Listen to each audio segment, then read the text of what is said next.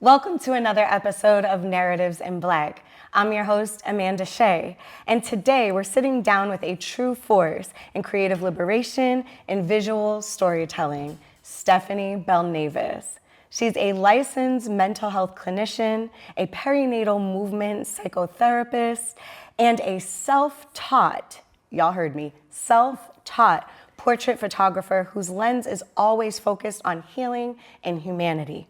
As the founder of the Diane Project and Birth Blooms, Stefanie's work centers the tender, complex, and often unseen stories of Black and Brown lives, from the sacred moments of birth to the everyday beauty of being. Born in Jamaica and now based in Greater Boston, Stefanie brings island soul, wisdom, and a trauma-informed perspective to everything she touches. She's a differently abled artist, an advocate for maternal health equity, and a carnival-loving creative, and the auntie we all wish we had. If you've ever seen her photographs, you know this is storytelling that moves. Stefanie Belnavis, welcome to Narratives in Black. Thank you so much for having me. Girl, I'm like, we friends in real life, so I'm so excited to have you. I'm really, really happy to be here, and it's really nice to see you in this space, holding space for us. Of course. Yeah. Girl, first and foremost, we have so much stuff to talk about Yep. because Birth Blooms is such a beautiful project. Thank you. The Diane Project was where I really met you, but Yeah. Birth Blooms is absolutely beautiful, so we're going to get on into it. You often describe yourself as an island gal. Yes. Can you take us back to your childhood in Jamaica? What sights, sounds, or memories shaped who you are today? Ooh. So when I immediately think of that question, I think about my role in my family or place in my family. I'm the youngest grandchild, mostly on my mom's side of family, but my dad's side as well. And so I just envision my childhood always being surrounded by family, in and through the house, a lot of laughter, a lot of cooking, a lot of memories. Also the elders in my family, and even like my elder sister, my older cousins, being the storytellers. So I was born in Kingston, Jamaica, born and raised through and through. That is my home. I really I think about, for me, being an island gal is very much rooted in the music, the memories, the stories, and the people that have really anchored me. My mom in particular, and my dad, never limited us. So even though we were raised very, very Christian, raised in the Anglican church, my mom was very much like, you gonna know God and you gonna know your culture. So we would quite literally on Friday evenings go to youth practice or on Saturday and then go to mass camp or like go to a party. Like she very much was like as a big support of balancing who you are and like really supporting different aspects of our identity. I also think about like being able to like eat fresh fruit and meat and, you know, this idea of even just being able to play outside, right? It's a very different context now for a lot of our younger folks, but this idea of knowing your neighbors, knowing the food that you eat, right? Like having family and community, whether it's blood or not, like knowing everybody's uncle and auntie, you know, just really being rooted in who you are. And I always go back to the idea of stories, because that, for me, again, being the youngest, a lot of how I see the world and how I feel anchored in the world is through my family and the ways in which they have been anchored in stories. Some of the amazing stories, some of the harder stories. And within that, how our culture is intertwined in that through movement, music. Yeah. Give me some soca and some reggae right now. I love it. I'm good. What brought you to the States? Yeah, that's a very, very interesting question. So I have always been a dancer. I've always been a mover. I think you know me. I think a lot of people know me now in the context as a creative, but more so in terms of photography. Yes. I have always been dancing. That's actually beyond school, or not even based on school, but yeah, how I really became anchored in who I am was who I was as a mover first. So I did dancing throughout high school. I did my undergrad actually in England. Wow. And that was where I actually wanted to stay. But I came back to Jamaica for a year and I had discovered before undergrad the term dance movement therapy. And I was like, all right, let me get this undergrad. Let me, orient myself. And I did school there, didn't get a job. And I was like, let me go back home to Jamaica. And then I decided to migrate after that. What kind of dance? So I studied contemporary modern dance, but growing up, I did ballet, I did Jamaican folkloric dance, but my main soul of me as a mover is in Horton, which is modern. Oh, wow. So that's what I did my undergrad in. Girl. So I know you did. I did not know that. Exactly. A lot of people, especially in my life in Boston, a lot of people don't. They know me as a dance movement therapist, but not necessarily as a dancer and a mover. And so I was like, all right, I decided to migrate, and my plan was to go straight to grad school and figure stuff out. But if you know other folks who have migrated, their stories are very different. I moved to DC actually. And what was supposed to be a year of settling into the States, really getting acquainted, ended up being 3 years. Oh my gosh. Because of discovering that I had a retinal detachment. So I don't even know if you know this too. So I'm actually blind in my left eye and severely visually impaired in my right. We talked about this in your home. Yes. Yeah, you told me this story. So that all happened in DC, and it kind of deferred me going to Boston or coming to the States. Sorry. What was the question again? No, you're fine. Yeah. I think we were talking about migrating from England to DC, and you ended up being there for 3 years. So you got the diagnosis when I was in DC. In DC, yeah. What is that? What did that make you feel like in that moment? Especially as a dancer, this was what your career path is. Yep. Did it affect the ways in which that you moved your body? Quite literally. I'll never forget the name of the doctor. I think his name was Dr. Samali or something like that in DC. When he was the one that gave me the prognosis of a retinal detachment, and he said, I have a question. Were you in an accident recently? Was there any kind of impact to your head? And I was like, I took a West African dance class 2 weeks ago, but I don't think, I've been doing this form of dance for so long. He's like, it was such a rare situation, literally waking up, going blind. That was a Monday, and by the Friday, Amanda, I was doing emergency surgery. And that was November of 2010, and pretty much every couple of months after that, I was doing emergency surgery. So again, what should have been a year of let me get into the system, let me understand the US, because I hadn't lived here.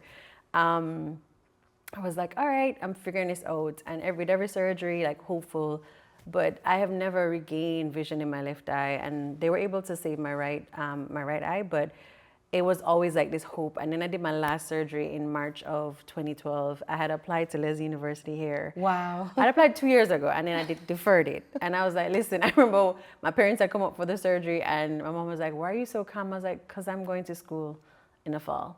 There's nothing more that they can do, and I'm not putting my body through this. But it was hard, to your original question, because I had always and only known myself as a dancer and a mover and as a choreographer up until that point. And even though the two and a half years of being in and out of surgery and procedures and recovery was hard, I was like, all right, I'm going to get back to it. And I had to really face the reality that I would never be the performer and mover that I was before.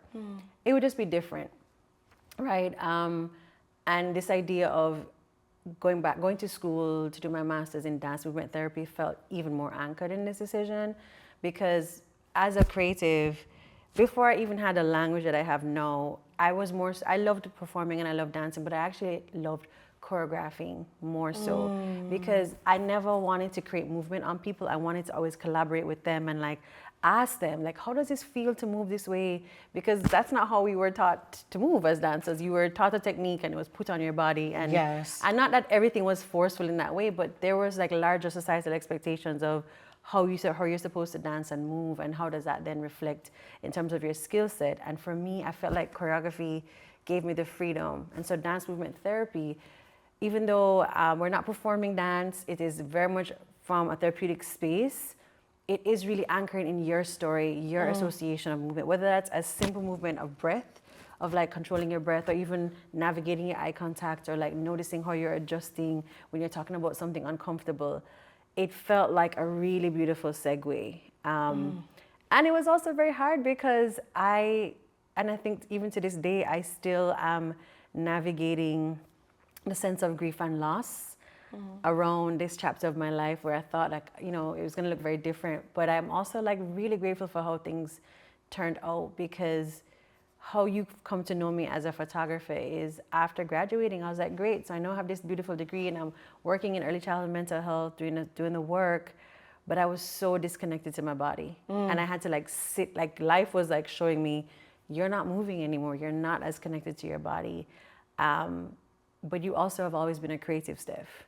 So that's literally when I decided to invest and purchase a camera. Mind you, I've grown up all, we'll probably get into this, but I've grown up all my life around cameras. All of my friends from high school always tell you I'm the one that documented life. So it was interesting how through my personal experience and this idea of like being told like you cannot dance like the way that you used to, like you cannot be throwing your head, you can't be falling to the floor, and like having someone catch you, having that being like a pivotal point to be like, well, I know I'm a creative through and through.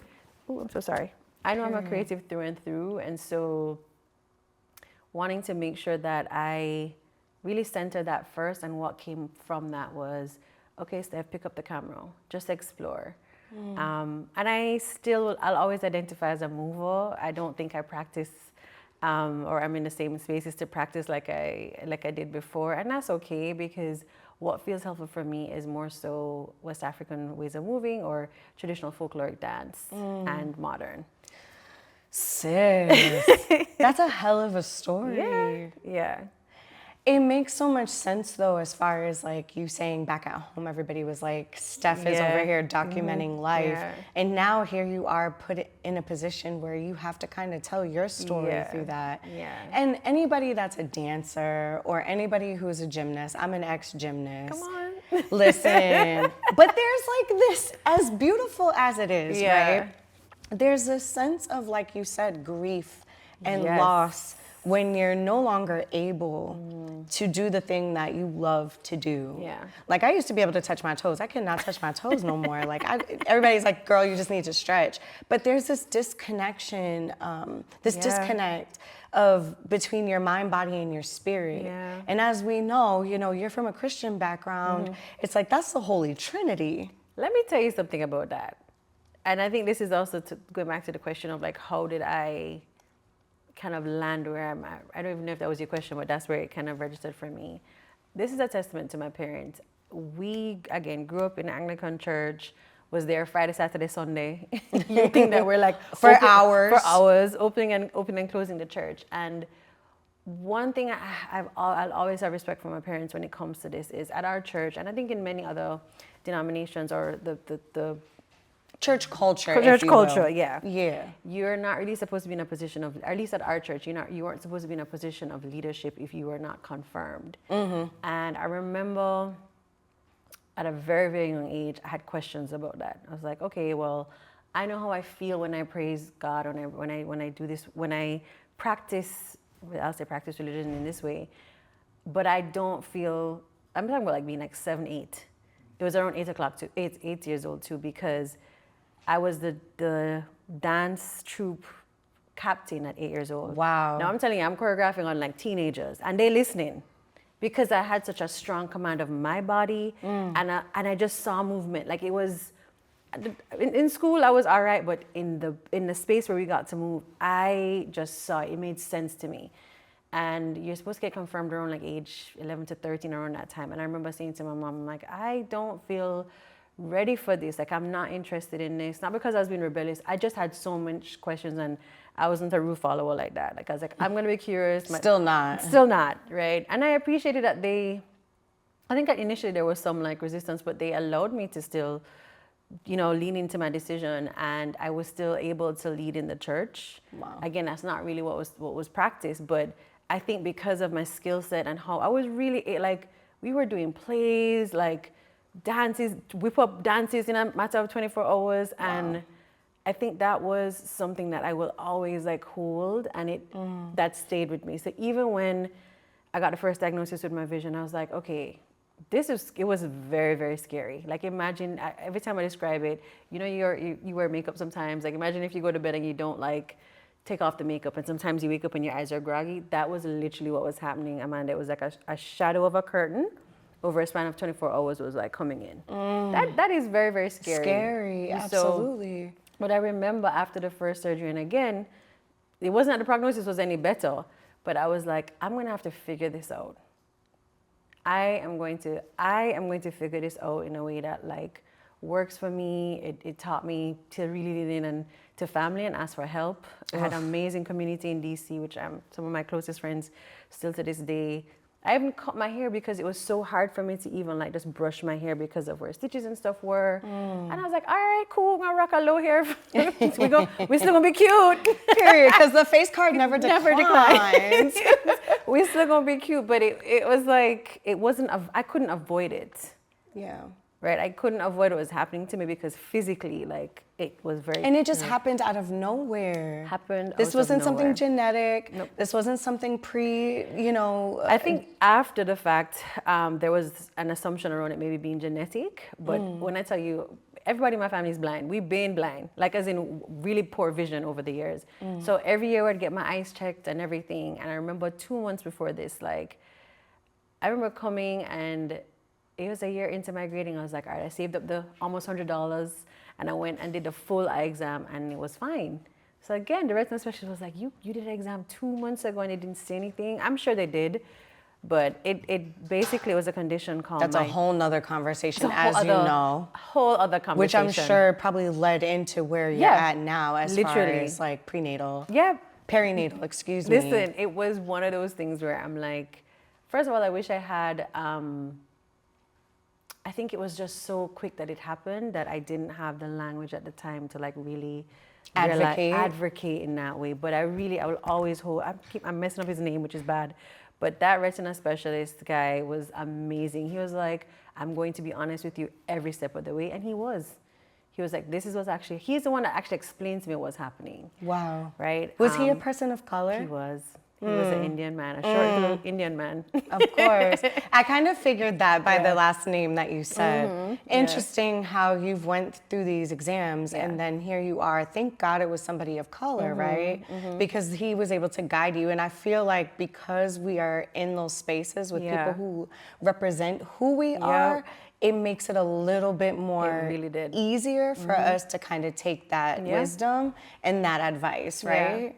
Because, girl, that's wild. So I'm assuming now, having a diagnosis like this and this happening, first of all, I love the way that you described it. You said a shadow of a curtain. It felt like a curtain was closing in. You're so poetic. You're such an artist. Because I was like, ooh, that. And you're also a dancer. So I was assuming that the show was over in a sense. This is what it felt like. One of the shows was over. The first actor, so yeah. I was 24, by the way. This was like 24. And you're so young. You have the rest of your life ahead of you. Did you fall into any kind of mental health like issues? Oh yeah. So I feel like the longest relationship I've had in my life has been my relationship with managing my anxiety and depression over the years. Again, I feel like I have more anchoring and language for it now.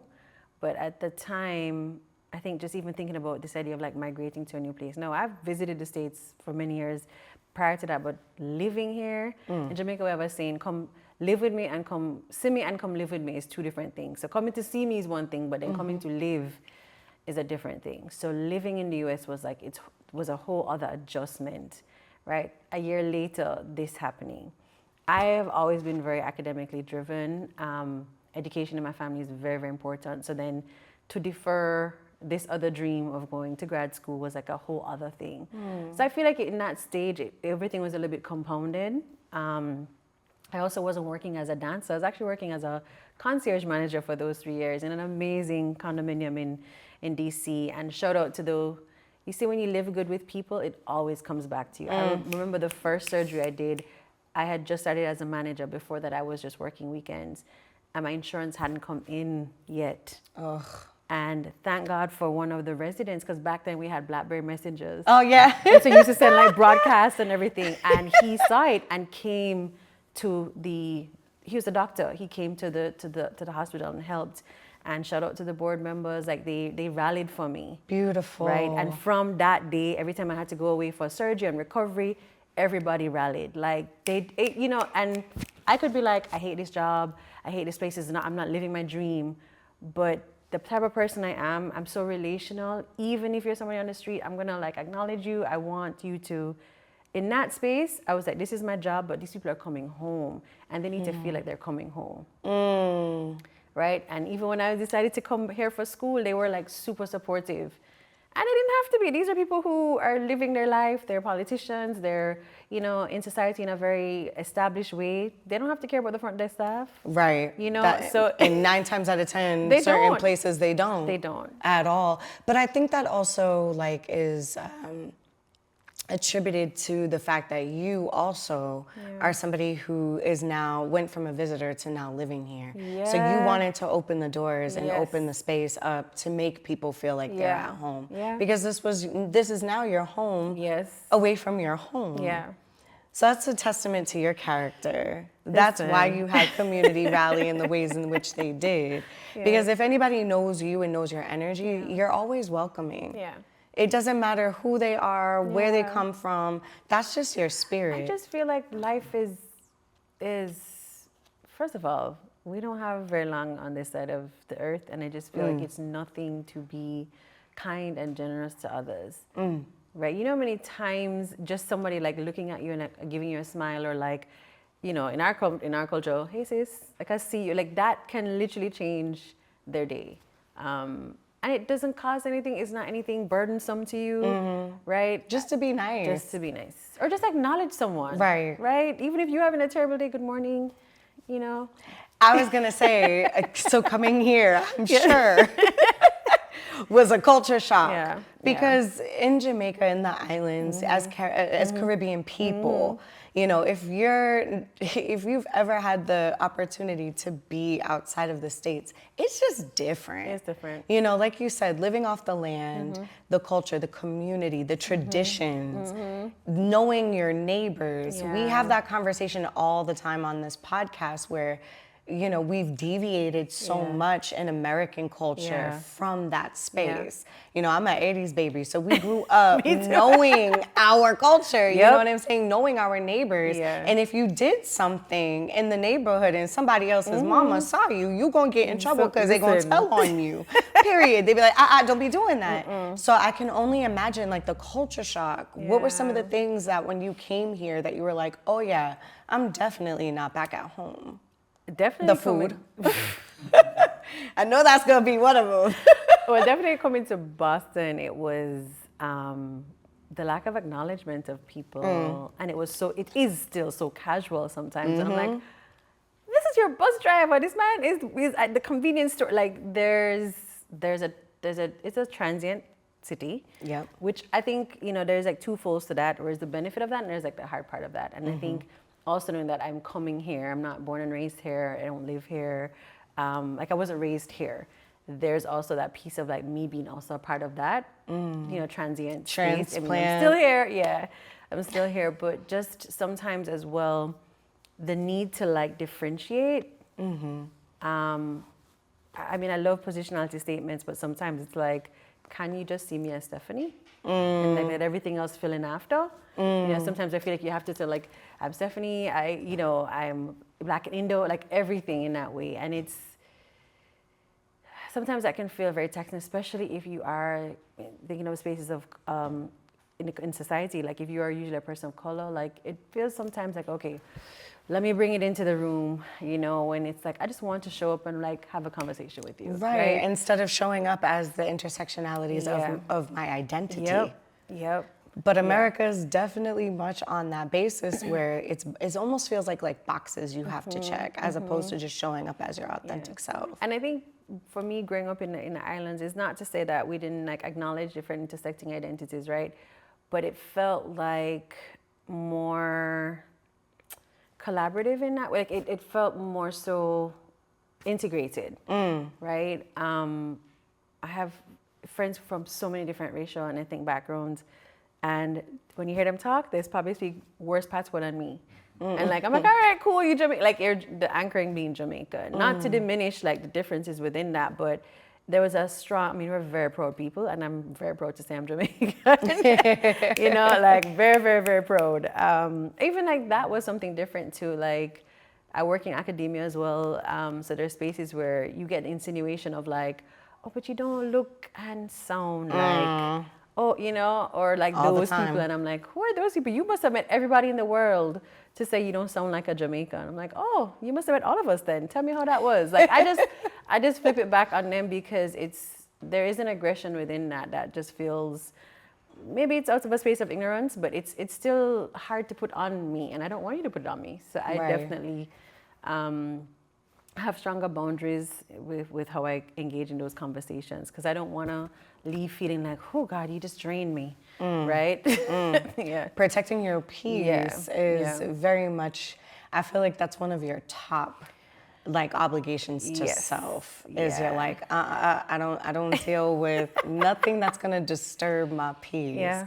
You're really good at that, and that's one thing I really admire from you, because you know how to isolate away from everything to then replenish, recharge, Yeah. and regroup, and then you come back out and you're like, I just needed a moment. I just needed a moment, y'all. But here I am with that same beautiful energy. It's almost like not only just protecting your peace, but also protecting yourself, other people, because you want to always show up as you. Yeah. You don't Yeah. want them to see you in any other space but yourself.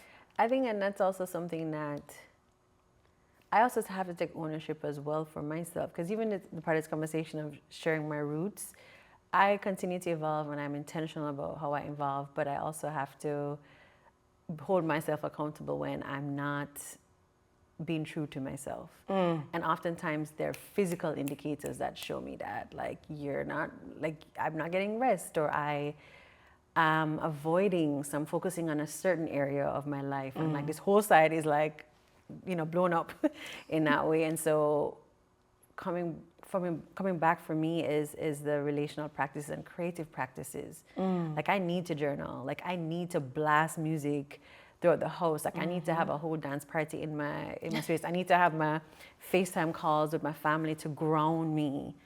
And I think it's also important, even in the creative, especially in the creative space, is to have people in your life who are gonna like hold you accountable in ways that you can receive, and sometimes in ways that challenge you. Absolutely. Right? And so I'm very, very comfortable knowing that I'm just not one thing. I am definitely somebody who was born with like multiple creative gifts. And I don't know what it's like for you, Amanda, but like, I think growing up, everything for me felt like it had to be compartmentalized. I am just a absolutely. therapist. I am just a mover. I'm just a dancer. I'm just a photographer. And in 2025, it's feeling more like I'm a bit of everything, and it's all kind of coming together, and I'm intentionally making space for everything to land where it needs to land, and not force it to be like. I'm so glad that you said that, girl, because there's so many different society Yeah. shows us and kind of like makes us feel as though we have to choose one thing. If you're gonna be a social worker, that's all you can be. You can't be a visual artist if you're a social worker, even though being a social worker, there's so many different experiences that you're hearing about that's gonna make you go to your visual art and make something of that.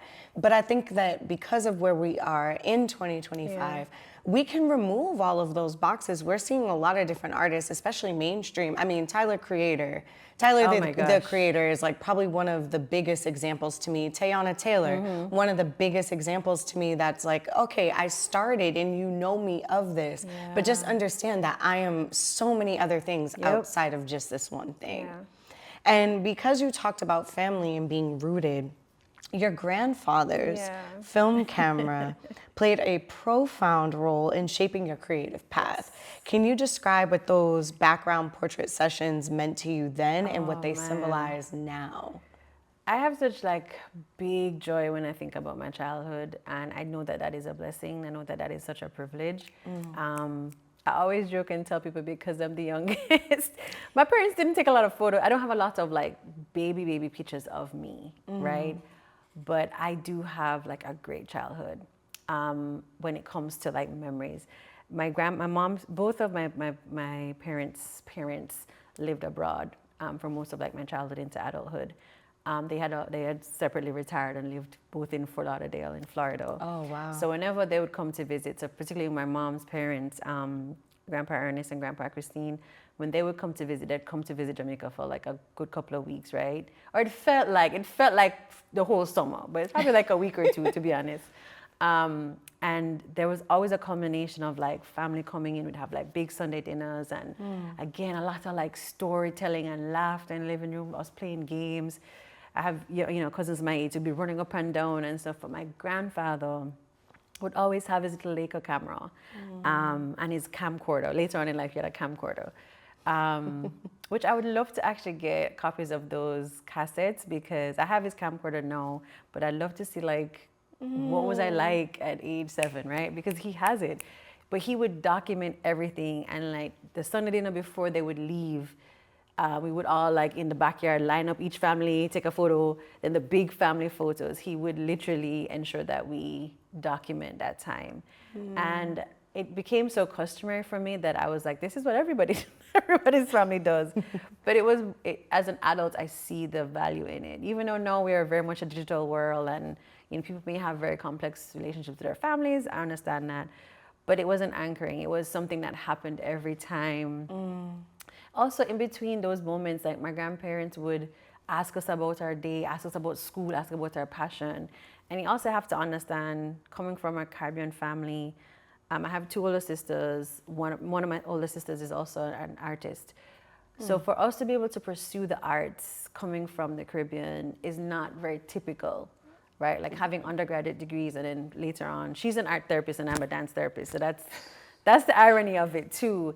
Those aren't traditional Caribbean careers. Right. Like you go see art, you go to a dance show, you don't become an artist and become a choreographer, dancer in that way. But they were big avid supports. So I also want to like lift up, like alongside the photography was the stories. And more recently, I had my first exhibition in honor of him, my grandfather, Ernest Mills.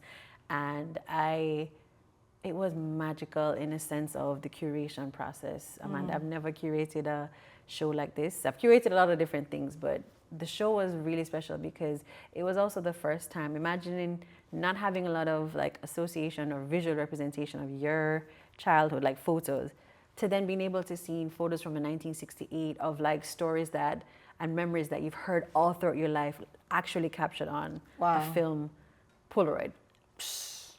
1968 is crazy. And earlier, right? So it was almost like a bizarre experience, because you're like mapping from memory. Yeah. And it's not you weren't there, but you are remembering the stories that were passed down through the oral historians in your family, right? And it's such a privilege, right? Right? I know my aunt, my eldest aunt, has tons more, but she had sent me a few for the exhibition, and I just had to sit with it. I had to sit with it because it felt like a continuation that had paused, and we picked right back up. My grandfather passed away the year that this all happened, 2010. Wow. Right, so it's been a long time. And you know what's been the interesting part of it too? Yeah, it didn't feel like a loss revisiting his photos though. And honestly, seeing his handwriting, like I hadn't seen his handwriting in so long, and it like immediately brought me back to the experiences of them coming to Jamaica, or us going to visit them in Miami. Like just... It was like he was sitting with you. Literally. And then I also think about it, I'm like, I mean, I have a big family of cousins and uncles and aunts and stuff, but it made me think about like, where do these stories then go? And I don't know in 1968 if he thought that, he'd have a granddaughter who would use his, or reference his photos for an exhibition, but it was just such a full circle moment. Right? That gives legacy, though. I'm sure while he was sitting there with you, rummaging through all of he was right there. things, in my mind, he was right there. It's legacy. It's legacy. It's spiritual, too. Yeah, very much that. Energy never dies. I don't think... You heard me talk to you just now about like where I started from creatively. Like if you could have told me in 2025 that I would really have leaned into being a visually impaired photographer and exhibiting work that is so personal, right?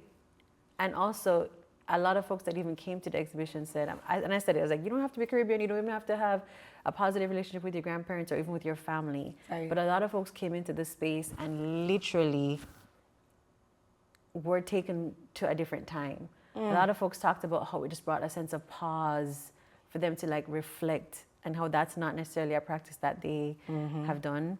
Also, like thinking about how do you document your life. So that's a question that came up for me, and I've been like really sitting with this process of like, how do we document our lives for us, and then where does it go?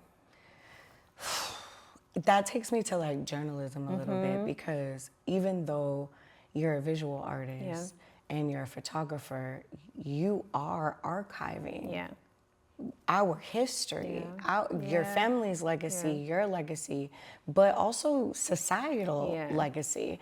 You know, digital archiving, even though we were talking about your grandfather having film camera, which I feel like because technology has evolved, and then you said obviously he had a video camera, I feel like everybody has that one person in their family that when camcorders came out, somebody in the family was out here thinking that they were like Spike Lee. and that was me. I think I took it from what I witnessed with him, because quite literally, even as I said to you, my friends from high school, my closer friends would be like, you remember that time we went to da-da-da? And I'm like, Stefanie has a photo of it. And I do. I always had a disposable camera, and then when we got like digital cameras, I think innately felt curious about like documenting everything. I didn't know that it was gonna lead to this, but it has become a fundamental practice for me.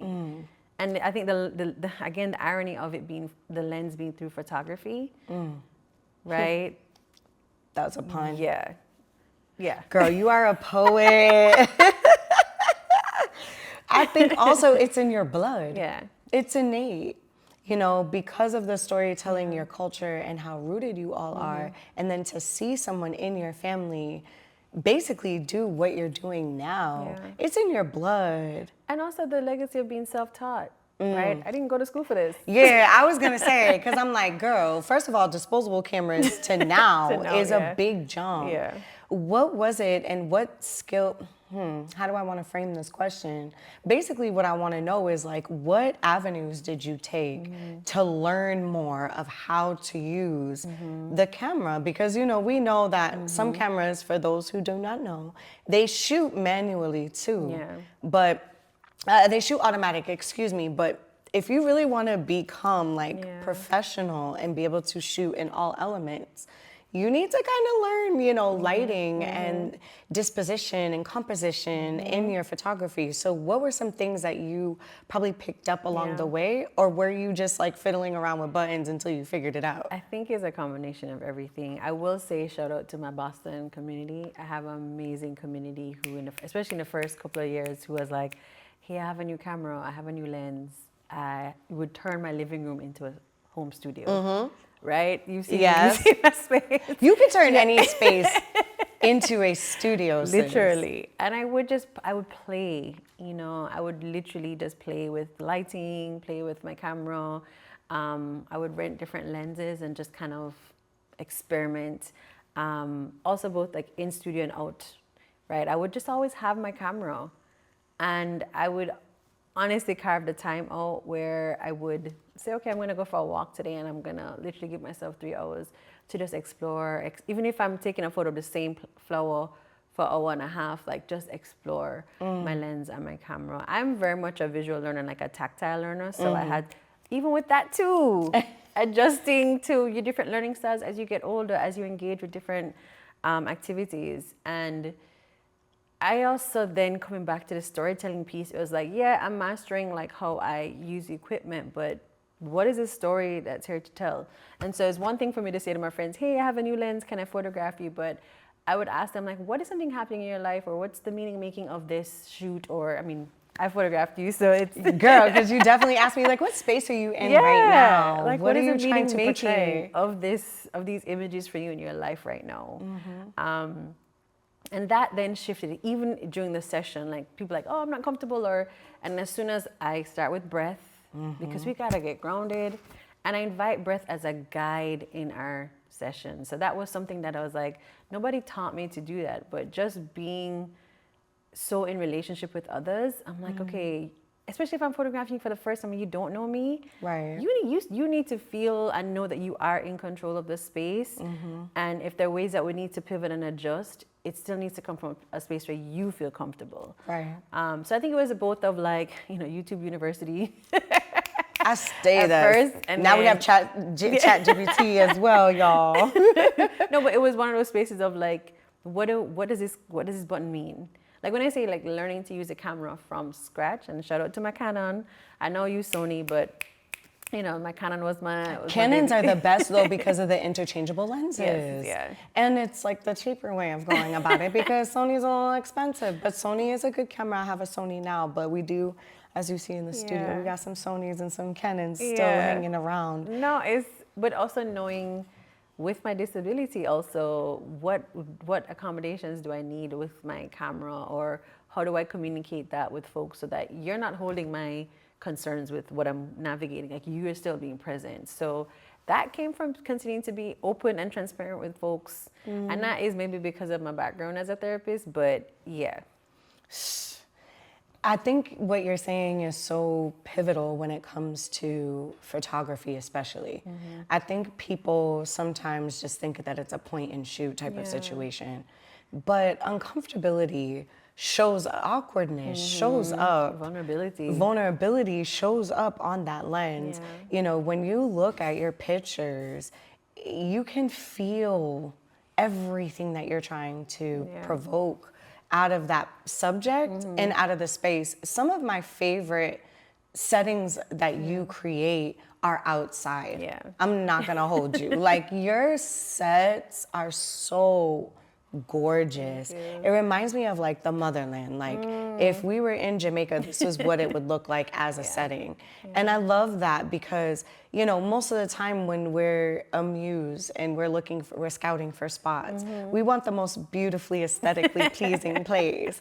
But you create that just by showing up. We could be on the street on a corner and you come through in the ways in which that you are able to transform the world into its own inner world for you and this person is absolutely breathtaking. And it's led by, let me say, the meaning making for them, as well as for me, this deeper sense of belonging and desire for belonging. Even if I don't understand the meaning making fully for you, it's important that that's guiding it. And then I'm meeting with this idea of like comfort for the person that I'm photographing. And sometimes it's like photographing in the most uncomfortable space. It's hot. It's a lot of people. So the person I'm photographing isn't comfortable, but they're locked in. We are locked in that way. And I think the idea of like photographing through relationship is really, really important. And to your point, sometimes I'm doing portraits or headshots and that's like a cyclical door. It's like next person. But I have to start this with breath. And I find that people literally fall into themselves. And that's where we can start, right? Because they know that, okay, if I'm going to say turn to the left, turn to the right, or, lower your chin or whatever the case is, you can still breathe. And if you pause, I am going to wait until you are ready before I start photographing. You're so intentional when it comes to that. No, it's not try, you're doing. You're very intentional when it comes to that because I think even when there's like a line, like I see you. I've been seeing you at Babs Fest, like there be a whole line. There's nothing in your body that shifts that makes it feel rushed. And I think that's also beautiful. It doesn't just feel like, okay, all right, next. It doesn't feel like a grocery line. It definitely feels like a moment. And I think that's why people hold you and your work so close because they remember that feeling and they're proud of themselves and of the work that you produce to be able to show it off to the world. Because, girl, your photos be all over Instagram. Ciao. I just want people to fall in love with their lives, the complexities of it, the beauty of it, the joy, and have like a stronger sense of ownership in terms of the meaning of their life. And then the privilege to be able to capture that through photography or your writing or the ways in which you speak. that feels like there is a strong connection to who you are. I'm always telling people to document your life. And yeah, you know, I primarily use the mode of photography, but there's so many ways. I'm learning even more as an archivist, as you're saying, like a visual archivist, like how to really broaden that space. And I often say to folks, like, you know, portraits are, when we think of, especially in our community, we think of like heirlooms, or societally, there's oftentimes a valuing of heirlooms being like very expensive jewelry or like very ornate specific things. I think stories and photos can be heirlooms and artifacts, right? Like, I feel like there's so much beauty and weight and oftentimes points of connection or curiosity that can build into who you are, right? So Absolutely. that's one of the premises that I operate from, of like, we all hold this. And even if it's just, as we start with a celebration of who are the storytellers, who are the oral historians, who are the visual archivists or family photographers in your family, how do we start there, and how do we connect the stories?